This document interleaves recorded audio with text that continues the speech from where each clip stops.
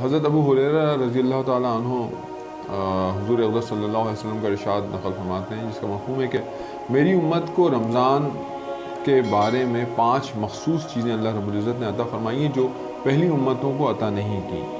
ان میں سے پہلی یہ کہ روزے دار کے منہ کی بو جو ہے وہ اللہ رب العزت کو مشک سے زیادہ پسند ہے۔ دوسری یہ کہ ان کے لیے سمندر میں مچھلیاں تک دعا کرتی ہیں۔ تیسری یہ کہ جنت کو روزانہ آراستہ کیا جاتا ہے اور اللہ رب العزت فرماتے ہیں کہ میرے نیک بندے دنیا کی مشقتوں کو پھینک کر تیری طرف آئیں گے۔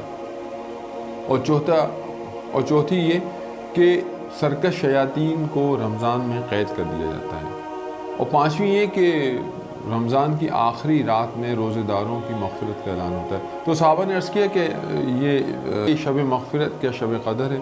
تو اللہ کے نبی نے فرمایا کہ دستور یہ ہے کہ مزدور کو کام ختم ہونے کے بعد مزدوری دے دی جاتی ہے۔